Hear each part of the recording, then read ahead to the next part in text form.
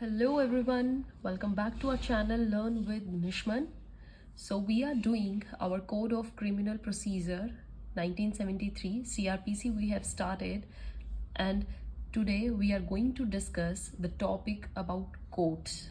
Right? In last video I told you about section 482, the inherent powers that High Court has, and today we will discuss the hierarchy of courts, what are their competency, what are their powers. Okay देखिए बच्चे, आपका जो ये courts topic है इसके under basically आपके 4 topics आने हैं. One is the hierarchy and competency that we are going to discuss today.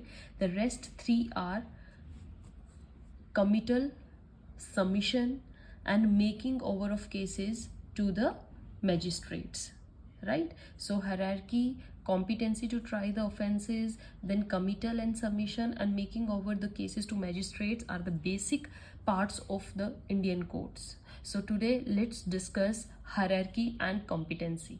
Comes under section 6 and 26 respectively. So basically what our hierarchy of Indian courts are, just see it below bache. That topmost, it's the, let me draw a diagram so that you can easily get it. This is, and then this is, and the last one is the big one. Okay, so this is how our courts are. The topmost is the High Court, right? आपको भी same ऐसे ही ताकि आपको easily आ जाए. That's the high court. Then comes the court of session,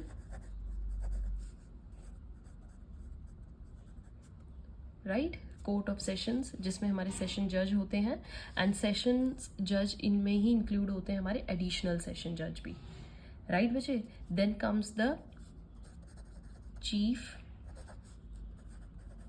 judicial magistrates,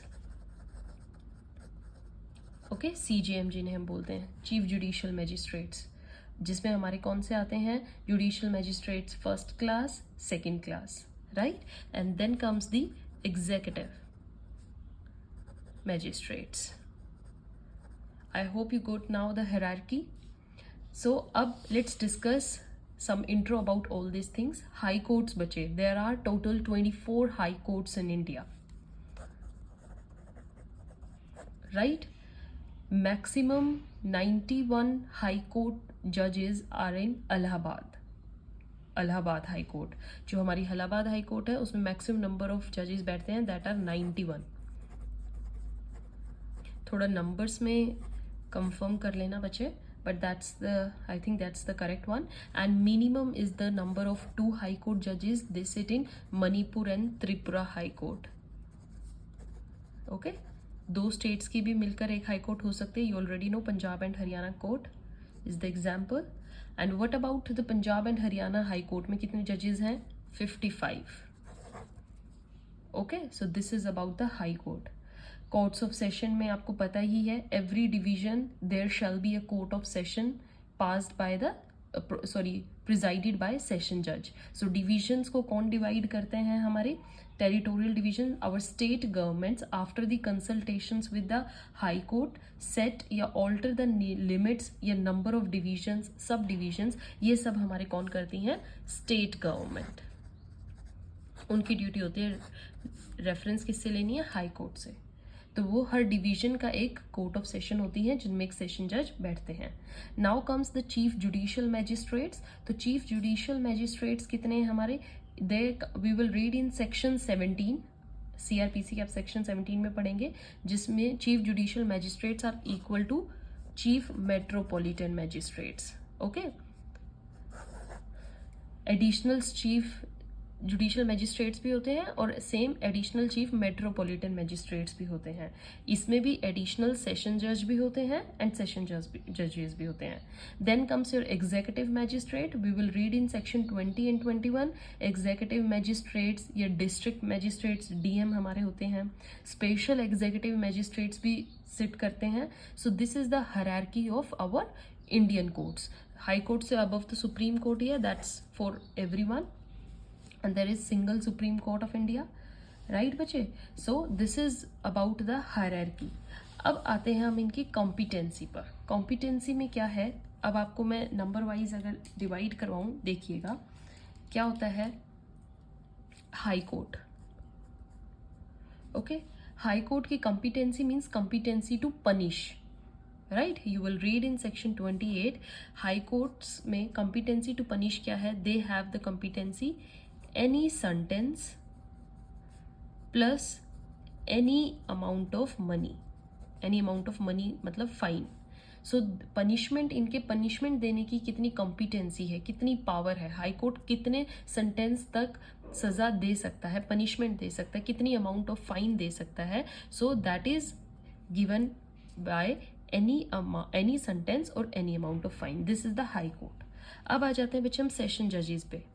जो session जज, this court of session, इनकी क्या पावर होती है, the same, any sentence plus any amount of fine. तो डिफरेंट कैसे हैं, बट रिमेंबर जो डेथ सेंटेंस है they can only give after the confirmation with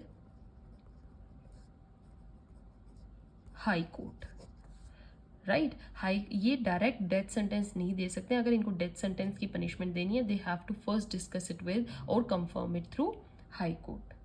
the same thing is with additional session जज। एडिशनल, देखिए session जज हो या एडिशनल सेशन जज हो, सेम है, any amount of sentence and any fine, but death by high court. But एक चीज याद रखना बच्चे, this is about additional. If there comes assistant session जज, अगर असिस्टेंट सेशन जज हो गया तो तब एनी अमाउंट ऑफ सेंटेंस नहीं रहेगा, just up to 10 years, up to 10 years तक पनिशमेंट दे सकते हैं और फाइन वो कितना ही दे सकते हैं, असिस्टेंट सेशन जज। Okay, then comes your chief judicial magistrates और मेट्रोपॉलिटन मैजिस्ट्रेट्स भी बोल देते हैं हम, राइट। तो इनकी कितनी है power, 7 years, up to 7 years plus fine, amount of fine, any amount कितना ही। बट इनकी जो पनिशमेंट का दायरा है वो 7 साल तक है, बस 7 साल से ज़्यादा ये पनिशमेंट्स नहीं दे सकते हैं, राइट। इसी के अंदर हमारे आते हैं बच्चे judicial magistrates of first class, judicial magistrates of second class, है ना। So judicial magistrates of first class का क्या रहेगा हमारा, 3 ईयर्स की पनिशमेंट दे सकते हैं, प्लस फाइन कितना दे सकते हैं बच्चे, 10,000 रुपीज तक।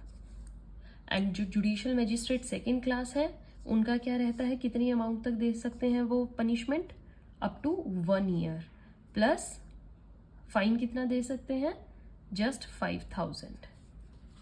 समझ में आया। सो ये पनिशमेंट्स का एक दायरा है, इससे ऊपर वो अपनी पावर को एक्सरसाइज नहीं कर सकते हैं, that is their competency level.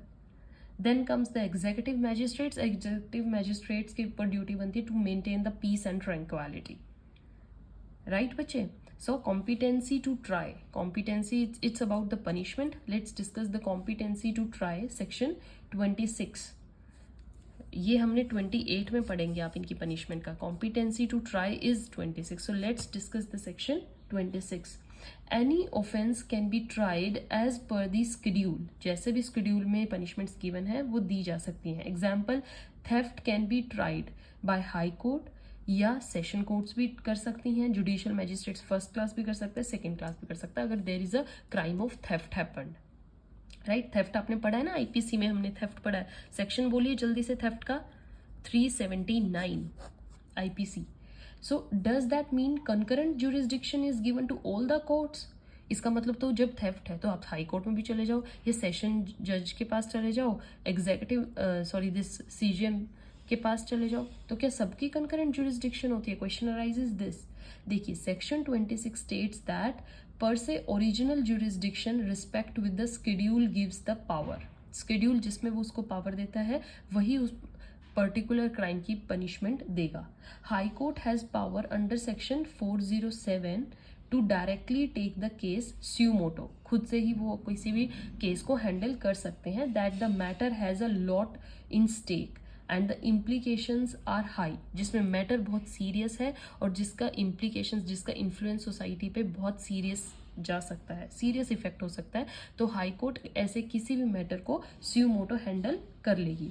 He can bring the case directly under him because it has the power to try the case. Power है ये कौन से सेक्शन में दी गई है? 407 में, to try the case suo motu. Right, and because it has the power to try the case, Court of Sessions under section 408 can take the case under itself with social ratification in between. अगर जो sessions जज है वो भी 408 के अंदर स्यू मोटो कोई case ले सकता है अगर सोशल इम्पैक्ट पड़ रहा है. जुडिशियल मैजिस्ट्रेट फर्स्ट क्लास का, सेकेंड क्लास का also have the jurisdiction but can be given to other courts under section 408 to courts of session to under section 407 high court में. It shall be their original jurisdiction. Right, original jurisdictions होंगी तभी ये ले सकते हैं.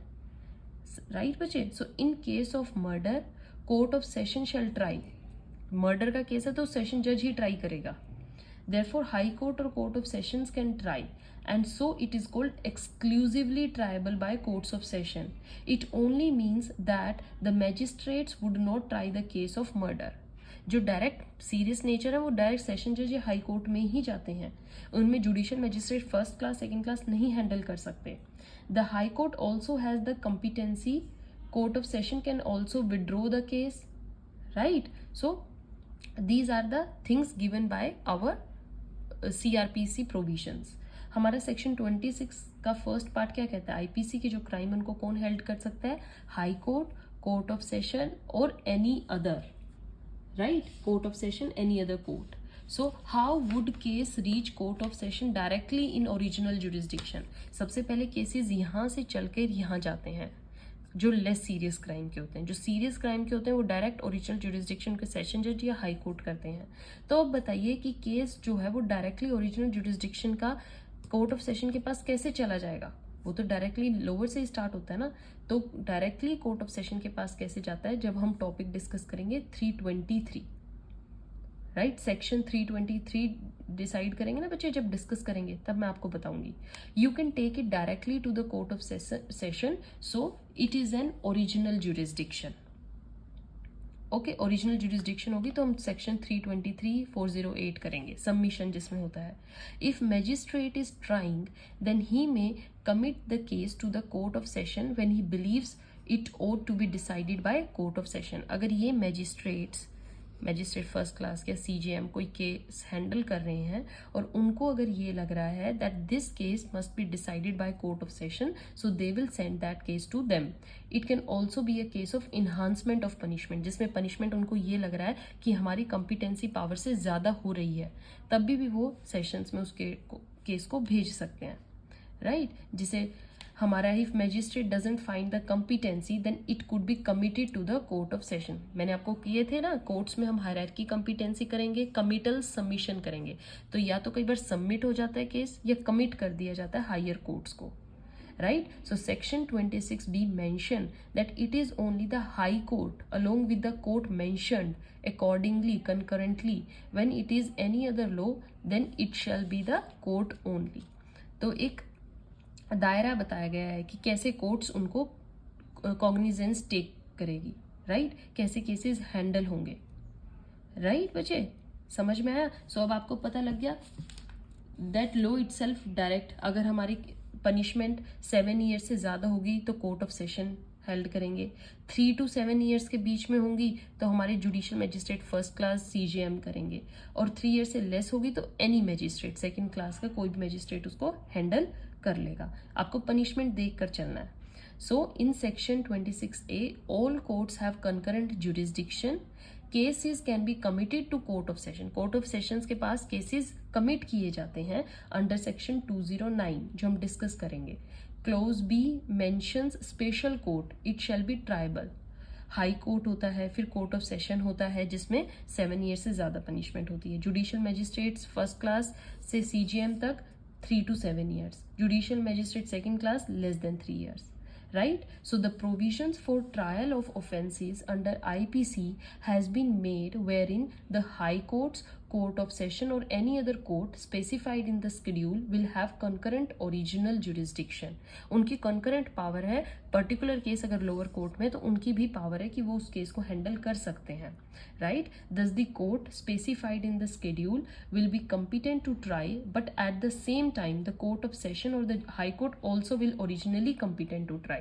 देखिए punishment के हिसाब से इनकी पावर है, बट अगर हम देखें तो सेशन जज और हाई कोर्ट, सेशन कोर्ट्स और हाई कोर्ट्स की भी इक्वली पावर होती है केस को सोल्व करने की.